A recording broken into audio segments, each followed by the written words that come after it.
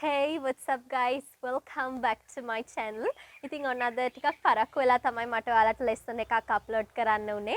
ඉතින් මම අද කතා කරන්න යන්නේ ඔයාලා කොහොමද ඉංග්‍රීසියේ කාලගුණය ගැන කතා කරන්න කියන එක ගැන. Today I'm going to teach you how to talk about weather in English. ඉතින් මේ weather එක ගැන එහෙමත් නැත්නම් කාලගුණය ගැන කතා කරනවා කියන්නේ අපිට conversation එකක් ආරම්භ කරන්න හොඳ පොටක් කියලා කියන්න පුළුවන්. හරි?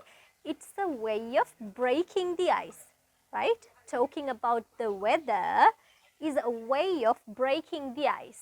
ඒ කියන්නේ කාලගුණය ගැන කතා කරනවා කියලා කියන්නේ අපිට පුළුවන් break the ice. ඒ කියන්නේ we can start a conversation by talking about weather. අපිට conversation එකක් පටන් ගන්න පුළුවන්. හරි අපේ අතර තියෙන දුරස්ථභාවය බිඳලා conversation එකකට මඟ පාද ගන්න පුළුවන් අපිට මුලින්ම weather එක ගැන කතා කරලා. So breaking the ice means to start a conversation, right? Breaking the ice කියලා කියන්නේ conversation එකක් start කරනවා. සංවාදයක් ආරම්භනවා කියන එක තමයි breaking the ice කියලා කියන්නේ. Now, let's move on to the lesson. All right. Let's see some different alternatives to say how's the weather. අපි දැන් බලමු මොනවද අපිට තවත් කියන්න පුළුවන් විදි කියලා මේ how's the weather. කියන්නේ how is the weather තමයි how's the weather කියලා මම මේ කෙටි කළේ. හරි how is the weather කියලා කියන්නේ කොහොමද කාලගුණය. මේකනේ ඉතින් අපි අර කාලගුණය කොහොමද කියලා අහන සාම්ප්‍රදායික විදිය කියන්නේ ගොඩක් අය අහන්නේ how is the weather කියලානේ. නමුත් අපිට ඉංග්‍රීසි වලදී තව ගොඩාක් විදි තියෙනවා how's the weather කියන වෙනුවට අහන්න. අපි බලමු මොනවද ඒ expressions කියලා. මම මෙතනදී මේක what is it like out කියලා වචන කඩ කඩ කියන්නේ. ඒ වෙනුවට මම මේ වචන ටික squeeze connect කරලා තමයි කියන්නේ. ඒ කියන්නේ මේ වචන ටික මම එකතු කරලා කියන්නේ. What's it like out? Like out. What's it like out? What's it like out? හරි ඔයාලට පුළුවන් මාව copy කරන්න pronunciation වලදී. What's it like out? What's it like out? හරි මෙතනදී අහන්නේ how's the weather කියන එකම තමයි. අපිට මේකට reply එකක් විදියට අපිට කියන්න පුළුවන් it's miserable out. It's miserable out. ඒ කියන්නේ කාලගුණය ඒ තරම් හොඳ නැත්තම් එක්ක කාලගුණය ගොඩාක් රස්නේ වෙන්න පුළුවන්, එක්ක ගොඩක් සීතල කාලගුණයක් වෙන්න පුළුවන්. කොහොම හරි කාලගුණය එච්චරම හොඳ නැත්තම් අපිට කියන්න පුළුවන් it's miserable out. What's it like out? It's miserable out. What's it like out? It's miserable out. How's the weather?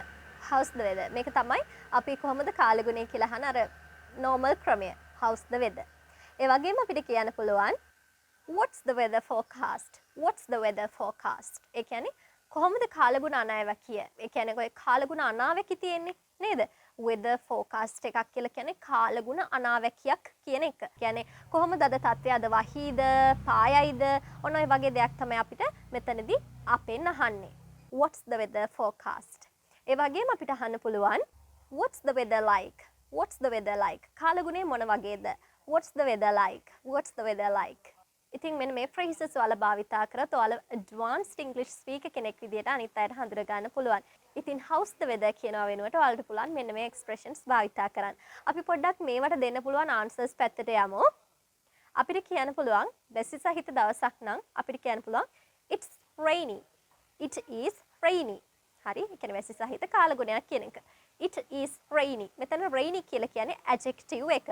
මෙතන is කියන be verb එකට පස්සේ එහෙනම් අපිට adjective එකක් භාවිතා කරන්න පුළුවන්. ඒ වගේම අපිට කියන්න පුළුවන් it is raining. It's raining. මෙතන is කියන be verb එකට පස්සේ අපිට තියෙනවා rain කියන verb එක. ක්‍රියාපදයක් තමයි rain. වහිනවා කියන්නේ ක්‍රියාපදයක්. හරි? එතකොට මේ ක්‍රියාපදයේ අගට ing form එක එකතු කරලා it is raining කියලා කියන්නත් පුළුවන් අපිට. හරි it's raining වහිනවා. හරි it's raining today අද වහිනවා කියන එක. right it's raining today. ඉතින් අපිට මේ it is වලට පස්සේ adjective එකක් හරි ඒ කියන්නේ නාම විශේෂණයක් හරි ක්‍රියාපදයක් verb එකක් හරි පාවිච්චි කරන්න පුළුවන්. හරි එතකොට අපිට කියන්න පුළුවන් it is rainy එහෙමත් නැත්නම් it is raining. ඒ වගේම හිම සහිත කාලගුණ අපේ රටේ නැහැ. නමුත් වෙන රටවල තියෙනවානේ. හිම වැටෙන කාලයක් අපිට එතකොට කියන්න පුළුවන් it is snowy. Snowy කියන්නේ adjective එක. verb එක භාවිතා කරලා අපිට කියන්න පුළුවන් it is snowing. It is snowing. Right? It's snowing. It's snowy. ඔයාලා මෙතනදී it is වෙන වෙනම කියන නැතුව it's කියලා contraction එක භාවිතා කරලා කියන්න. It's snowy. It's snowing. හරි? එතකොට ටිකක් අපි fluent English speaker කෙනෙක් කියලා අනිත් අයට දැනෙනවා. ඉර හොඳට පායලා තියෙන දවසක් නම් අපිට පුළුවන් කියන්න it is sunny. It's sunny. it's sunny. එහෙමත් නැත්නම් අපිට පුළුවන් කියන්න the sun is shining. The sun is shining. ඉර හොඳට පායලා තියෙනවා. The sun is shining. එතකොට අපිට yesterday ඊයේ කාලගුණයක් ගැන කියනවා නම් අපිට ගන්න තියෙන be verb එක තමයි was. හරි. එතකොට අපිට කියන්න පුළුවන් it was snowing. It was snowing. It was raining. It was raining. The sun was shining. It was sunny. ඔය විදිහට was භාවිතා කරලා අපිට past tense එකෙන් කියන්න පුළුවන් කාලගුණය ගැන. ඒ කියන්නේ ඊයේ කාලගුණයක් ගැන අපි අපෙන් කවුරු හරි අහනවා නම් අපිට කියන්න පුළුවන් it was sunny. It was rainy. හරි. was දාන එක විතරයි ඔයාලට කරන්න තියෙන්නේ. කවුරු හරි ඔයාලගෙන් අනාගතේ ඒ කියන්නේ හෙට වගේ කාලගුණයක් ඇහුවොත් හෙට දවසේ කාලගුණයක් ගැන වගේ ඇහුවොත් ඔයාලට පුළුවන් කියන්න it will be. මෙතනදී will be එනවා. will be වලට පස්සේ verb එකයි ing form එකයි දානවා. අපිට කියන්න පුළුවන් it will be raining tomorrow. හරි. it will be snowing tomorrow. ඒ වගේම ඔයාලට කියන්න පුළුවන් it's going to කියන format එකත් එක්කත් ගන්න පුළුවන්. it's going to plus verb. it's going to rain tomorrow. it's going to snow tomorrow. හරි. ඔය විදිහට verb එක අරගෙන කියන්නත් පුළුවන්. ඒ වගේම ඔයාලට පුළුවන් it will කියන format එක ගන්නත්. it will rain tomorrow. it will snow tomorrow. it will thunder tomorrow. thunder කියන්නේ ගොරවනවා. කියන්නේ අහස ගොරවනවා කියලා කියන්නේ it will thunder tomorrow. ඔය විදිහට will භාවිතා කළත් it will කියන මේ format එකට අනාගතයේ කාලගුණයක් ගැන අපිට ප්‍රකාශ කරන්න පුළුවන්. Now let's see some different ways to say it's sunny. It's sunny කියන වෙනුවට භාවිතා කරන්න පුළුවන් expressions ටිකක් අපි දැන් බලමු. it's sunny කියලා කියන්නේ අද හොඳට ඉර පායපු දවසක් කියන එක. හොඳට ඉර පායපු දවසක් ටිකක් රස්නේ දවසක් කියන එක. හරි. එතකොට අපිට කියන්න පුළුවන් it's blazing here. it's blazing here. ඒ කියන්නේ blazing කියලා කියන්නේ very hot and bright. ඒ කියන්නේ ගොඩක් රස්නේ හරි දීප්තිමත් දවසක්. ඒ කියන්නේ සූර්යාලෝකයේ හොඳට පායපු දවසක් කියන එක. හරි. it's blazing here. මෙහි ගොඩක් රස්නේ කියන අදහස තමයි එතන තියෙන්නේ. ඒ වගේම මම පොඩ්ඩක් මේ සූර්යාලෝකයත් එක්ක සම්බන්ධ වචන ටිකක් දෙන්නම්. sunlight එහෙමත් නැත්නම් sunshine කියලා කියන්නේ the light which comes from the sun. ඒ කියන්නේ සූර්යාගෙන් එන එළිය. සූර්යාලෝකය කියන එකට තමයි sunlight, sunshine කියලා කියන්නේ. sunlight එහෙමත් නැත්නම් sunshine කියලා අපිට කියන්න පුළුවන්.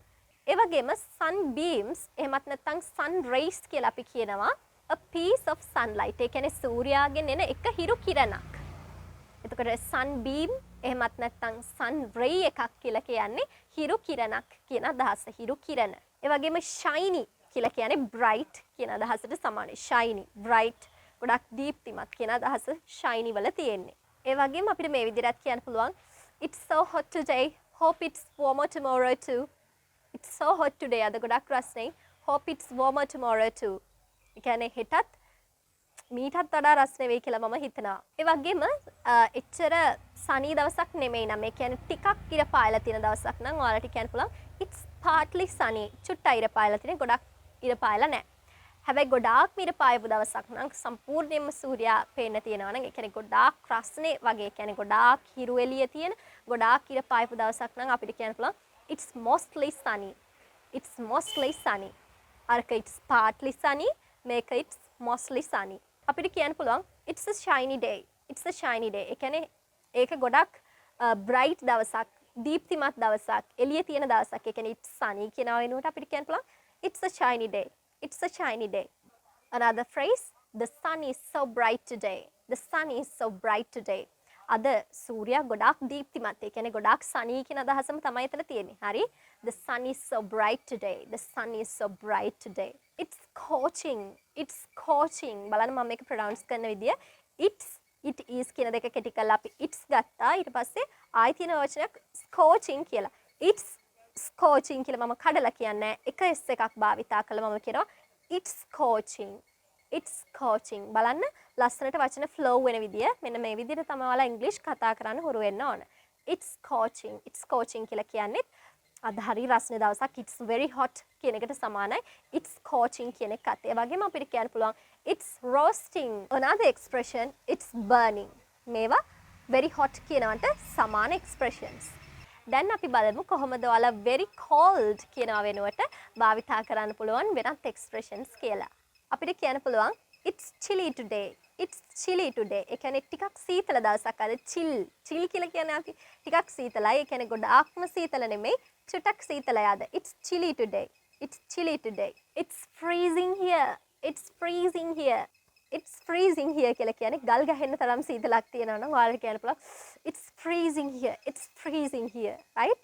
ඒ වගේම ඔයාලට කියන්න පුළුවන් yesterday was a shivery weather. Yesterday was a shivery weather.